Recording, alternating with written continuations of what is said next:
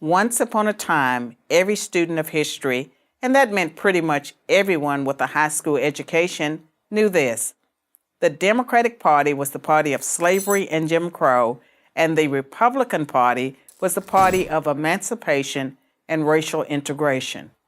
Democrats were the Confederacy, and Republicans were the Union. Jim Crow Democrats were dominant in the South, and socially tolerant Republicans were dominant in the North. But then, in the 1960s and 70s, everything supposedly flipped. Suddenly, the Republicans became the racists, and the Democrats became the champions of civil rights.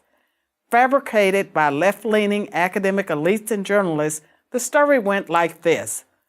Republicans couldn't win a national election by appealing to the better nature of the country. They could only win by appealing to the worst. Attributed to Richard Nixon, the media's all-purpose bad guy, this came to be known as the Southern strategy. It was very simple. Win elections by winning the South. And to win the South, appeal to racists. So the Republicans, the party of Lincoln, were to now be labeled the party of rednecks. But this story of the two parties switching identities is a myth. In fact, it's three myths wrapped into one false narrative. Let's take a brief look at each myth in turn. Myth number one, in order to be competitive in the South, Republicans started to pander to white racists in the 1960s.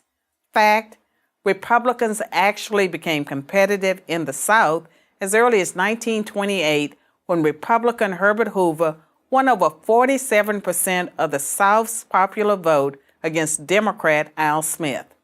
In 1952, Republican President Dwight Eisenhower won the southern states of Tennessee, Florida, and Virginia. And in 1956, he picked up Louisiana, Kentucky, and West Virginia too. And that was after he supported the Supreme Court decision in Brown versus Board of Education that desegregated public schools, and after he sent the 101st Airborne to Little Rock Central High School to enforce integration. Myth number two, Southern Democrats, angry with the Civil Rights Act of 1964, switched parties. Fact, of the 21 Democratic senators who opposed the Civil Rights Act, just one became a Republican. The other 20 continued to be elected as Democrats or were replaced by other Democrats. On average, those 20 seats didn't go Republican for another 2.5 decades. Myth number three, since the implementation of the Southern strategy, the Republicans have dominated the South. Fact, Richard Nixon, the man who is often credited with creating the Southern strategy, lost the Deep South in 1968. In contrast, Democrat Jimmy Carter nearly swept the region in 1976, 12 years after the Civil Rights Act of 1964. And in 1992, over 28 years later, Democrat Bill Clinton won Georgia, Louisiana, Arkansas, Tennessee, Kentucky, and West Virginia. The truth is, Republicans didn't hold a majority of Southern congressional seats until 1994, 30 years after the Civil Rights Act. As Kevin Williamson of National Review writes, if Southern rednecks ditched the Democrats because of a civil rights law passed in 1964, it is strange that they waited until the late 1980s and early 1990s to do so.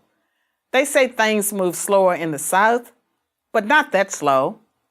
So what really happened? Why does the South now vote overwhelmingly Republican? Because the South itself has changed. Its values have changed.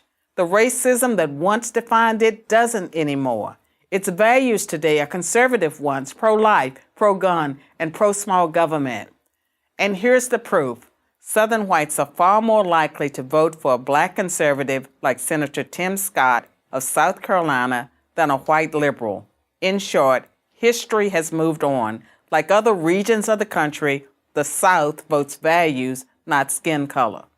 The myth of the Southern strategy is just the Democrats' excuse for losing the South, and yet another way to smear Republicans with the label racist. Don't buy it. I'm Carol Swain, Professor of Political Science and Law at Vanderbilt University for Prager University. Thanks for watching. To keep our videos free, click here